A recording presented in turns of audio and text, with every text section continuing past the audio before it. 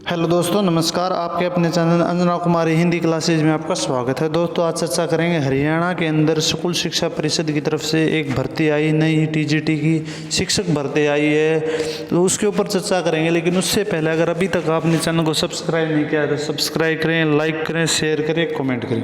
और टीचर संबंधी या फिर किसी भी गवर्नमेंट जॉब से रिलेटेड अगर आप लेटेस्ट इन्फॉर्मेशन अगर आप चाहते हैं तो आप इस चैनल को सब्सक्राइब जरूर कर लें और बेल आइकन को दबा लें ताकि नोटिफिकेशन आपको सही टाइम पे प्राप्त हो सके।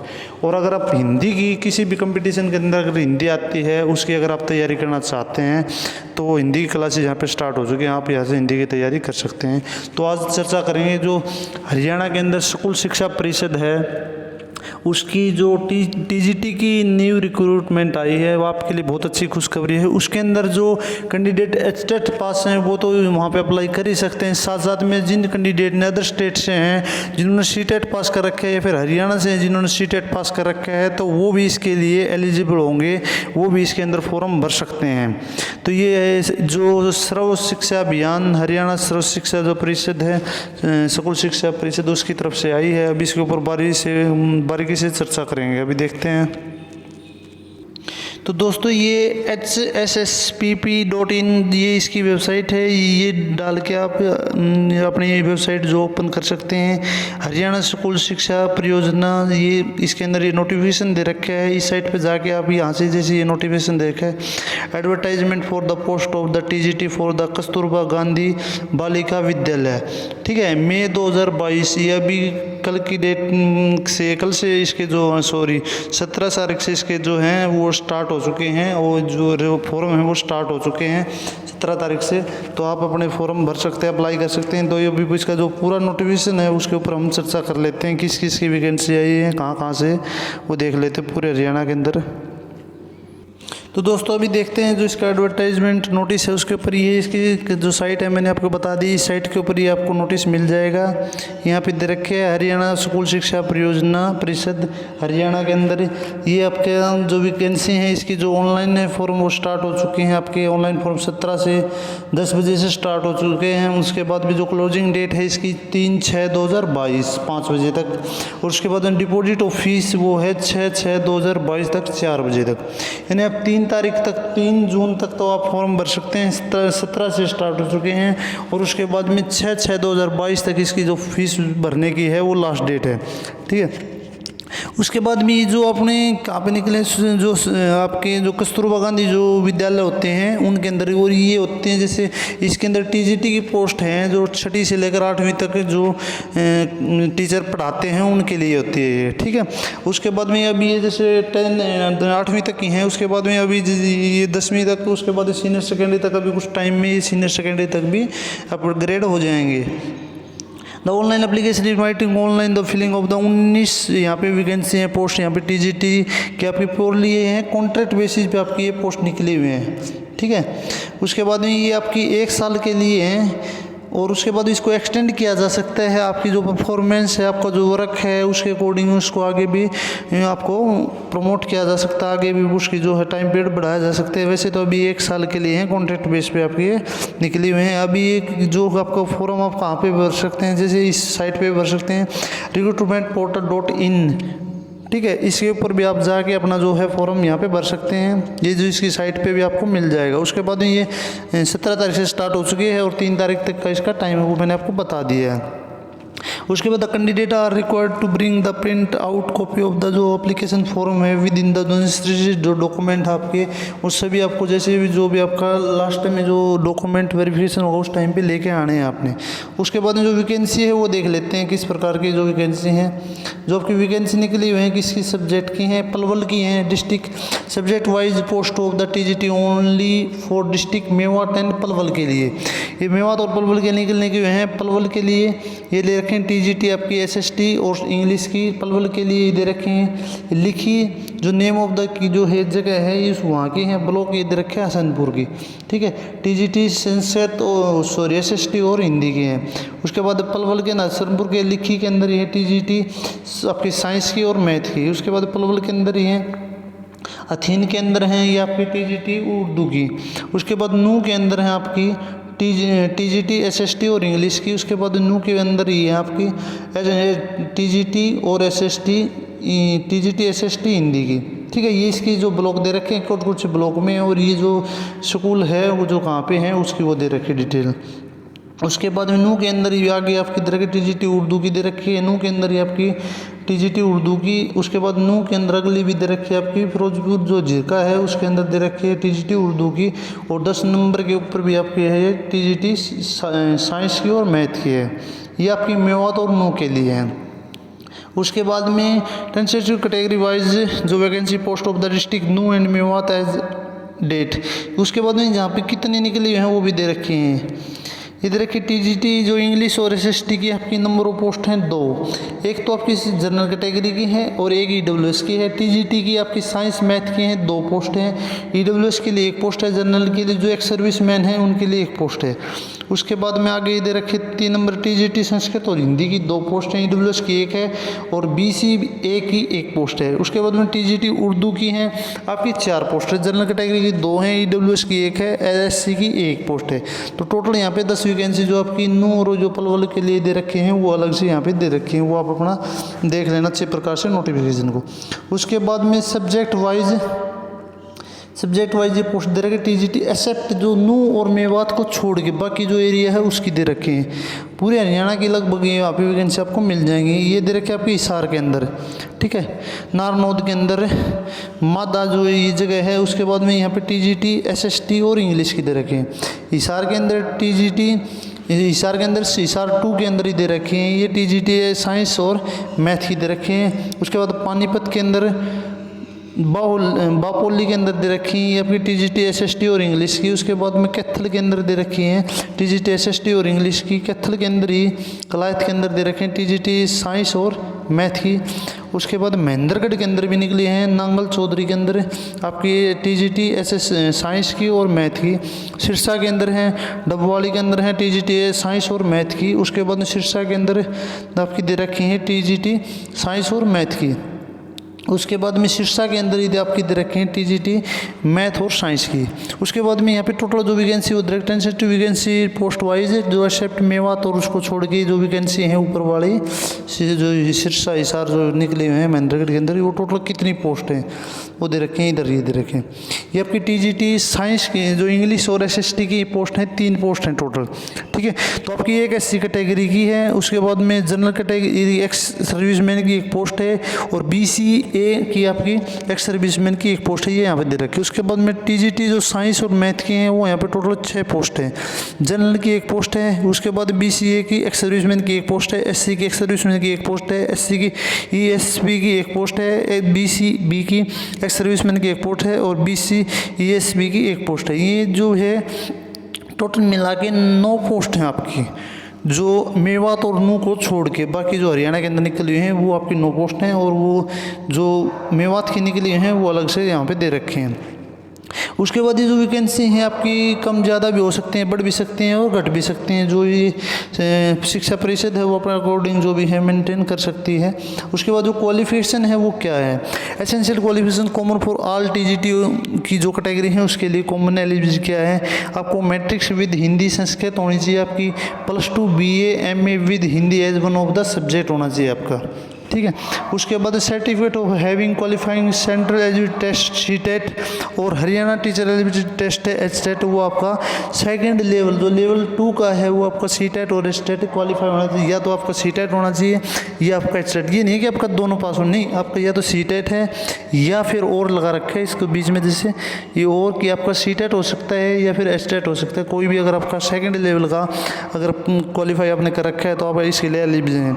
In the condition good academic record मांग रखा है यहाँ पे कि हैविंग 50% जो मार्क्स हैं वो मांग रखे हैं आपके किसके अंदर, 3 एग्जाम के अंदर, आपके तीनों एग्जाम के अंदर 3 कोई भी तीनों एग्जाम यहाँ पे दे रखे हैं, या 10th 12th ग्रेजुएशन या फिर पोस्ट ग्रेजुएशन, यानी कोई भी तीनों, जैसे 10th 12th या ग्रेजुएशन या फिर 12th ग्रेजुएशन या पोस्ट ग्रेजुएशन या फिर जो भी है कोई 3 exam 10th 12th graduation post graduation में से कोई 3 के अगर आपके 50% अगर मार्क्स बनते हैं, ठीक है, तो आप उसके लिए एलिजिबल होते हैं। However the candidate must have at least 50% marks in post graduation, और आपके पोस्ट ग्रेजुएशन के अंदर भी यहाँ पे आपके 50% मार्क्स होने चाहिए और आपके 3 जो आपके एकेडमिक वो हैं 10th 12th या ग्रेजुएशन 3 के या फिर पोस्ट ग्रेजुएशन की 3 के, कोई भी 3 के अगर 50% हैं और आपके पोस्ट ग्रेजुएशन के अगर अंदर अलग से 50% हैं तो ही आप इसके लिए एलिजिबल हैं। ये आपके लिए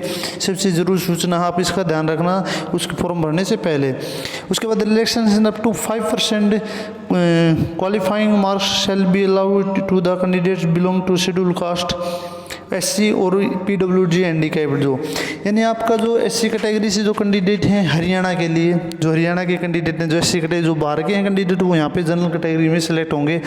तो जो बाहर के कैंडिडेट हैं उनके लिए नहीं है, ओनली हरियाणा कैंडिडेट जो SC कैटेगरी हैं PW कैटेगरी, तो उनको जो क्वालिफाइंग मार्क्स हैं उनके अंदर अलाउ रखे हैं 5% की उन्होंने छूट दे रखी है उनको, ठीक है। वो आपके 45% वाले यहाँ पे अप्लाई कर सकते हैं। उसके बाद qualifying mark for qualification for the vacancy post of under essential qualification for the post of TGT English के लिए क्या दे रखी है आपकी, ये दे रखी है इंग्लिश के लिए BA with at least 45% marks as well as 50% marks English as well as an जो elective subject and 1 year bachelor degree in education BEd। आपकी BEd और जो BA के अंदर है आपका 45 या 50% या 50% आपके मार्क्स यहाँ पे मांग रखे हैं। और उसके साथ साथ में एक यानी आपके ये इलेक्टिव सब्जेक्ट के तौर पे आपकी जो है इंग्लिश होनी चाहिए, या फिर BA as with 50% marks as well as English as elective subject and 1 year bachelor degree होनी चाहिए, आपकी BEd होनी चाहिए, 1 साल की जो BEd है वो होनी चाहिए, या फिर BA with at least 50% marks English as elective subject, या फिर 2 ईयर जो डिप्लोमा इन एलिमेंट्री एजुकेशन है वो होना चाहिए आपकी, या फिर आपका senior secondary for equivalent with at least 50% marks, या फिर 4 ईयर जो bachelor in elementary education BLEd जो तक का वो होना चाहिए, या फिर बैचलर सीनियर सेकेंडरी या एटलीस्ट 50% मार्क, यानी आपका टोटल मिला के BA ग्रेजुएशन या फिर आपका BA के अंदर आपका 50% उसके अंदर जो एक सब्जेक्ट है इंग्लिश आपका होना चाहिए, या फिर उसके साथ साथ में अपने BEd भी करी हुई होनी चाहिए, ठीक है। या फिर 2 साल वाला BEd का कोर्स है, या फिर जो 4 साल का एलिमेंट्री ग्रेजुएशन +2 और जो आपके 4 साल का जो आपका BA वो जो कोर्स होता है वो आपका किया हुआ आपको होना चाहिए, या फिर BA 50% मार्क्स और इंग्लिश इलेक्टिव आपका सब्जेक्ट होना चाहिए, और 1 ईयर जो डिप्लोमा आपका BEd स्पेशल एजुकेशन के अंदर वो होना चाहिए, वो भी यहाँ पे चल जाएगा। In case of BEd English as a teaching subject from recognised university, यानी आपकी BEd के अंदर आपका टीचिंग सब्जेक्ट जो इंग्लिश है वो होना चाहिए। जैसे जो सब्जेक्ट लेते हैं, एक सब्जेक्ट 2 सब्जेक्ट जैसे जो आपके टीचिंग के होते हैं उनमें से आपका एक सब्जेक्ट इंग्लिश टीचिंग का होना चाहिए BEd के अंदर। सर्टिफिकेट वो having qualifying level 2 of Haryana teacher test, या फिर आपका CTET होना चाहिए। अगर स्टेट है तो वो भी आप एलिजिबल हैं, CTET है तो एलिजिबल है। मैट्रिक्स विद हिंदी संस्कृत और +2 BA MA with Hindi as one of the subject. आपका हिंदी जैसे +2 BA या MA जो भी उसके अंदर आपका एक सब्जेक्ट जो हिंदी है आपका वो कंपलसरी यहाँ पे मांग रखे हैं, ठीक है। डीज पोस्ट आर दो 6 to 8, ये आपकी जो पोस्ट हैं TGT के होते हैं 6ठी से लेकर 8वीं तक की। 3 post are approved TGT for the Sanskrit, Hindi, science, math और SST या फिर इंग्लिश की। These also school will be upgraded to senior secondary level to next few, यानी कुछ टाइम के बाद में आपके सीनियर सेकेंडरी लेवल तक के भी हो सकते हैं। इसको जैसे जो है वो अपग्रेड किया जाएगा, हो सकता है आगे अपग्रेड हो सकते हैं, लेकिन ये 3 के लिए हिंदी या संस्कृत पढ़ा सकता है, ये साइंस और मैथ पढ़ा सकता है जो TGT के दोनों पढ़ा सकता है, या फिर SST इंग्लिश वाला। इन 3 प्रकार के टीचर हो गए, हिंदी, संस्कृत, साइंस, मैथ और SST इंग्लिश। SST वाला इंग्लिश पढ़ा सकता है, मैथ वाला साइंस और साइंस मैथ पढ़ा सकता है, हिंदी और संस्कृत वाला साइंस वो पढ़ा सकता है, ठीक है। आगे जैसे अपग्रेड होते हैं तो आगे का जो प्रोसेस है ये आगे भी अपग्रेड ये स्कूल हो सकते हैं। अभी इनको जो टीचर को उनको भी आगे अपग्रेड किया जा सकता है। तो एसेंशियल क्वालिफिकेशन TGT संस्कृत और हिंदी के लिए क्या दे रखे हैं, BE एटलीस्ट 50% मार्क्स, एसेंशियल जो संस्कृत एज इलेक्टिव सब्जेक्ट और 2 ईयर डिप्लोमा एलिमेंट्री, ठीक है। ये वही जो इंग्लिश के अंदर बता रखा था वही सेम टू सेम इसी के अंदर है कि आपके उसके अंदर हिंदी का जो इलेक्टिव सब्जेक्ट है वो होना चाहिए, ठीक है, या फिर आपका संस्कृत इलेक्टिव सब्जेक्ट होना चाहिए। थोड़ा जो वही चेंजमेंट है कि उसके अंदर इंग्लिश वाला के अंदर इंग्लिश चाहिए, और इसके अंदर जो संस्कृत और हिंदी वाला के लिए संस्कृत या हिंदी चाहिए इलेक्टिव सब्जेक्ट, ठीक है।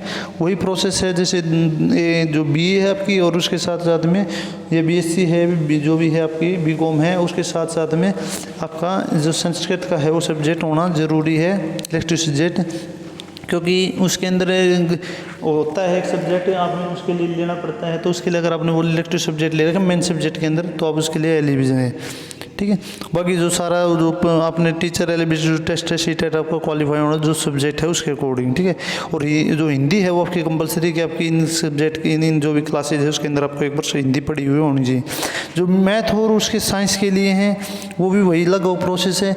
उसके अंदर जैसे बीएससी कर रही होनी चाहिए आपकी, उनके अंदर बीए और इसके अंदर जो है टीजीटी मैथ और साइंस के लिए आपकी बीएससी विद एटलीस्ट 50% मार्क या बैचलर इन एजुकेशन बीएड होनी चाहिए, ठीक है। बीएड और बीएससी 50% और साथ में बीएड आपकी, और या फिर सीनियर सेकेंडरी है उसके साथ में 50% और उसके 4 साल वाला जो डिप्लोमा है वो आपका होना चाहिए, ठीक है। उसके बाद में जो सीनियर सेकेंडरी या 4 साल का जो आपका बीएससी फॉर जो बीएड होता है बीएससीएड होता है वो क्या होना चाहिए। इन केस ऑफ बीएससी या बीएलईडी के अंदर आपके क्या होना चाहिए 3 सब्जेक्ट इन जो मैथ शुड बी 1 सब्जेक्ट होना चाहिए। जो आपके सब्जेक्ट होते हैं जैसे फिजिक्स केमिस्ट्री बॉटनी या जूलॉजी या मैथमेटिक्स जैसे सब्जेक्ट लेते हैं उसके उनमें आपका एक सब्जेक्ट जो आपका मैथ होना कंपलसरी है, या फिर आपका फिजिक्स होना कंपलसरी है, या साइंस पढ़ा सकते हैं। मैथ तो है ही है, फिजिक्स केमिस्ट्री है जो भी, क्योंकि साइंस पढ़ाने के लिए वो बीएससी के अंदर वो सब्जेक्ट होने जरूरी, क्योंकि बीएससी कंप्यूटर वगैरह सिर्फ होती है लेकिन उसके अंदर भी होता है, लेकिन जो सब्जेक्ट है मैथ और साइंस वो आपके लिए ज़रूरी, क्योंकि आपकी मैथ और साइंस की यहाँ पे वैकेंसी दे रखे हैं। इन case of honors degree in any of the above mentioned subject the candidate must have studied their 2 subject, 1 subject should be mathematics। यानी जो कैंडिडेट ऑनर्स से करते हैं, ऑनर्स डिग्री है जिनके पास में, उनके पास में भी एक सब्जेक्ट जो आपका मैथमेटिक्स है वो होना फर्स्ट एंड सेकंड ईयर के अंदर आपका होना कंपलसरी यहाँ पे मांग रखा है। In case of B Ed science math should be as a teaching subject आपका होना चाहिए। जैसे आपने बीएड कर रखी है तो उसके अंदर आपका जो साइंस और मैथ सब्जेक्ट है वो आपका कंपलसरी है, या आपके पास में साइंस और मैथ दोनों होने चाहिए टीचिंग सब्जेक्ट के अंदर। उसके बाद स्टेट जो सी टेट है आपने यहाँ पे क्वालिफाई जो है मैथ और साइंस से जो भी कर रखा है वो आप उसके लिए एलिजिबल हैं। और जो आपके अंदर जो हिंदी है वो मांग रखी है 1 साल के अंदर एक सब्जेक्ट है आपके +2 BA MA के अंदर आपकी हिंदी ज़रूरी है, ठीक है। उसके बाद उर्दू के लिए भी सेम टू सेम है, लेकिन उसके अंदर इलेक्टिव सब्जेक्ट उर्दू चाहिए, ठीक है। ओनली सेम वही प्रोसेस है, लेकिन जो सब्जेक्ट इलेक्टिव सब्जेक्ट है कंपलसरी सब्जेक्ट है वो आपका एक सब्जेक्ट आपका उर्दू होना उर्दू के अंदर ज़रूरी है, ठीक है।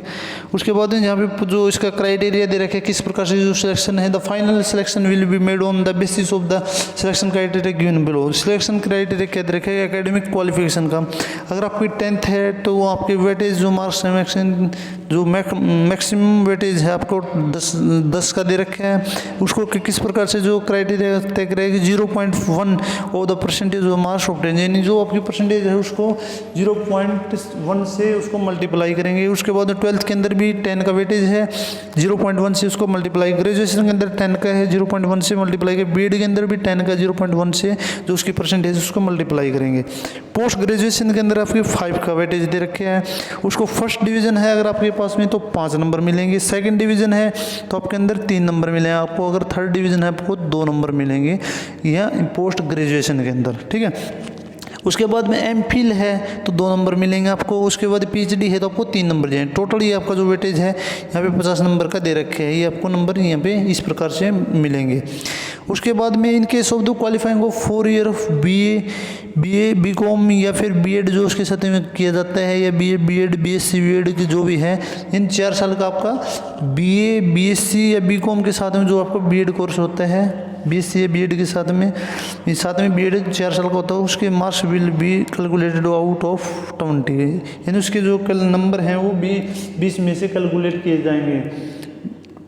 उसके बाद note if the candidate attend 76% जो दे रखे हैं तो उसका क्या नंबर है, जैसे आपके 76% है तो उसको 0.1 से मल्टीप्लाई करेंगे तो आपके यहाँ पे जैसे नंबर बनेंगे 7.6 यानी 7.6 नंबर आपको दिए जाएंगे। तो इस प्रकार से ये नंबर डिस्ट्रीब्यूट होंगे। इन case of candidate must do, जैसे जिसने भी एमफिल कर रखी है एमफिल कर रखी है और पीएचडी कर रखी है तो उसको आपको पीएचडी वाले नंबर ही मिलेंगे, नहीं कि आपको एमफिल वाले भी, यानी 3 और 2 5 नंबर नहीं मिलेंगे आपको यहाँ पे।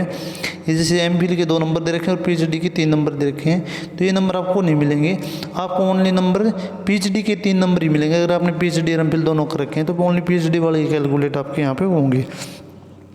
और उसके बाद में एचटेट यहाँ पे क्वालिफाइंग आपको होना चाहिए। उसके बाद यहाँ पे जो साइट है recruitment.portal.in के ऊपर आप जाके या फिर hssppp.in पे जाके आप यहाँ से आप अप्लाई कर सकते हैं। इन case of 1 to way apply on the both credit. अगर आप न्यू पलवल ओनली, बाकी जो हरियाणा के लिए अगर आप एलिजिबल अगर आप अप्लाई करते हैं तो आपको अलग से सेपरेट आपको फॉर्म भरना पड़ेगा। ये न्यू और पलवल के लिए जैसे एक फॉर्म हो गया, और उसके बाद रेस्ट ऑफ हरियाणा के लिए अगर अप्लाई करते हैं तो उसके लिए अलग से फॉर्म होगा। अगर आप दोनों के लिए अप्लाई करेंगे तो अलग अलग आपके फॉर्म आपको भरने पड़ेंगे। उसके बाद एप्लीकेशन फीस है नॉट रिफंड अमाउंट ऑफ 250 रुपये, यानी 250 रुपये आपके यहाँ पे जनरल कैटेगरी के लिए, और 150 रुपये फॉर अदर जो रिजर्व कैटेगरी है हरियाणा की, all other category of Haryana state only के लिए, इन जो भी रिजर्व कैटेगरी उनके लिए 150 रुपये यहाँ पे फीस लगेगी। और अदर जो स्टेट से कैंडिडेट हैं उनके लिए यहाँ पे 500 रुपये फीस दे रखी है। यानी हरियाणा के जनरल कैटेगरी के लिए आपके 250 रुपये, और अदर जो भी कैटेगरी है उनके लिए आपकी 150 रुपये, 150 रुपये जो भी रिजर्व कैटेगरी हो, और अदर स्टेट से हैं तो उनके लिए 500 रुपये लगेंगे। ठीक है। उसके बाद में जो भी चीज़ आपको न्यूज़पेपर में मिल जाएगी, जैसे जो भी सूचना होगी आपके एग्जाम से रिलेटेड या कोई भी जो इंटरव्यू से रिलेटेड, वो आपको न्यूज़पेपर में या आपको रेगुलरली आप साइट पे विजिट करते रहें तो वो आपको यहाँ पे मिल जाएगी। उसके बाद all the certificate related to the education qualification या फिर एलिजिबिलिटी जो कंडीशन है या सोशल इकोनॉमिक्स क्राइटेरिया के will be determined with regarding at the last date जो फिक्स कर रखी है 3/6/2022 तक की, जो भी आपकी क्वालिफिकेशन है या फिर जो क्राइटेरिया लिखना हो वही काउंट किया जाएगा जो फॉर्म भरने की लास्ट डेट है। उसके बाद का कोई मान्य नहीं होगा। उसके बाद में कॉलेज जो भी है डॉक्यूमेंट वेरिफिकेशन के लिए बुलाया जाएगा। उस टाइम पर जो भी आपके डॉक्यूमेंट हैं फाइनल, जो भी जितने भी जो आप डॉक्यूमेंट उसके अंदर अप्लाई करते हैं तो उसकी जो भी है वो डॉक्यूमेंट आपको वहाँ पे चाहिए। ठीक है। उसके बाद कैंडिडेट फॉर जो हैंडीकैप कैटेगरी से हैं fulfil the eligibility to last date of the submission online application बोल सकते हैं। मिनिमम जो 45% है वो SC/ST कैटेगरी के लिए हैं। और उसके बाद में जो कैंडिडेट हैंडीकैप हैं या कोई जो हैंडीकैप कैटेगरी है वो एक ही फॉर्म के जैसे 2 के अंदर आपने अप्लाई कर दिया तो आप एक के अंदर ही रिजर्वेशन का फ़ायदा ले सकते हैं। वो मैं आपको एक और बता देता हूँ क्योंकि यहाँ पे लिख भी रखा है। उसके बाद ये जो एज का क्राइटेरिया है वो यहाँ पे दे रखा है कि आपकी 21 से 42 साल आपकी उम्र यहाँ पे मांगी गई है। 21 से 42 साल की आपकी उम्र होनी चाहिए। ठीक है।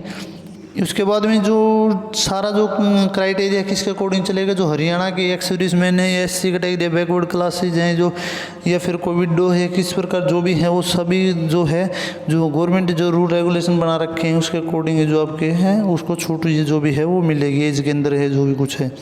ठीक है। उसके बाद में जो एचटेट का मैंने आपको बता दिया गया, एचटेट या सीटेट आपको यहाँ पे क्वालिफाई होना चाहिए। Reservation will be provided Haryana government के अकॉर्डिंग आपको मिलेगा, वो मैंने आपको बता दिया जो भी कैटेगरी का है। उसके बाद इन case of their no eligible candidate will be found in the sub category, यानी अगर कोई भी एलिजिबल कैंडिडेट वहाँ पे नहीं मिलता है फाउंड इन सब कैटेगरी के अंदर, तो then the post will be filled up with the main category है उसके अकॉर्डिंग आपकी भरी जाएगी। या फिर कोई BC SC AWS के अंदर जो है अगर कोई कैंडिडेट एलिजिबल फाउंड नहीं है मेन कैटेगरी के अंदर तो आपकी जो कैंडिडेट है वो फील्ड विद जनरल कैटेगरी से भर दी जाएगी। अगर SC या AWS या फिर आपका BC के अंदर को एलिजिबल कैंडिडेट नहीं मिलता है तो वो आपके जनरल में काउंट की जाएगी। ठीक है। कैंडिडेट मस्ट बी ब्रिंग जो भी और डॉक्यूमेंट हैं along with the self tested copy of the document. आपको टाइम टू टाइम डॉक्यूमेंट जो उस टाइम पे डॉक्यूमेंट वेरिफिकेशन होगा वो अपने लेके आने हैं फिर इन द डॉक्यूमेंट वेरिफिकेशन के टाइम पे आप, और उसके बाद अगर नहीं लेके जाते हैं तो आप उसके लिए एलिजिबल नहीं होंगे। फिजिकल एंड हैंडीकैप के जो कटे हैं तो वो गवर्नमेंट की जो गाइडलाइन है उसके अकॉर्डिंग उनको बेनिफिट मिलेगा। उसके बाद में जो डॉक्यूमेंट हैं वो भी एक बार मैं आपको बता देता हूँ। Document to be bring at the time of the document verification के टाइम पे आपको क्या क्या लेके आने हैं। Print copy of the online application form along with latest passport size photograph duly attested by herself. इन जो प्रिंट कॉपी ऑफ ऑनलाइन जो एप्लीकेशन फॉर्म रखे हैं अलॉन्ग विद आपको लेके आने हैं पासपोर्ट साइज फोटोग्राफ डली उसके ऊपर आपको पेस्ट करके लेके आने हैं। ऑल जो ओरिजिनल सर्टिफिकेट डॉक्यूमेंट टेस्टिमनी जो भी है आप एजुकेशन क्वालिफिकेशन जो आपने उसके साथ में अटैच कर रखे हैं एंड अदर document जो maintains in the online application form के along with one set of the self attested copy of the, ये जो ओरिजिनल डॉक्यूमेंट लेके आने उसके साथ में जो अपने सेल्फ अटेस्टेड एक जो पूरा सेट है इसका लेके इसके साथ में आना है। उसके बाद original proof of the fee deposit e challan या फिर ऑनलाइन जो फॉर्म रखा है उसकी जो फीस आपने पे कर रखे है वो भी आपको लेके आना। उसके बाद अगर आपने किसी कोई दिक्कत है, अगर उसके अंदर आपको कोई क्वेरी चाहिए तो आप इस कॉन्टैक्ट नंबर पे आप कॉल करके 9 से 5 बजे तक आप अपने जो सॉल्यूशन कर सकते हैं। और उसके बाद में और कुछ इसके अंदर है नहीं। तो टोटली मैंने आपके साथ में जो हरियाणा के अंदर जो वैकेंसी निकली हुई थी, आप किस प्रकार से एलिजिबल हैं तो आप अच्छी प्रकार से देख के अपने फॉर्म को अच्छी प्रकार से भरना, अगर कोई उसके अंदर मिस्टेक न हो जाए, ठीक है। और उसके बाद में वीडियो को दोस्तों ज़्यादा से ज़्यादा शेयर करें, आपके लिए बहुत अच्छा मौका है ताकि सभी लोग इसका फ़ायदा उठा सके। वीडियो अच्छी लगे तो वीडियो को लाइक करें, लाइक ज़रूर, क्योंकि आपके लिए इतनी मेहनत करके हम वीडियो बनाते हैं, एक मोटिवेशन के लिए आप वीडियो को लाइक ज़रूर करें। चैनल को सब्सक्राइब करें। वीडियो देखने के लिए धन्यवाद।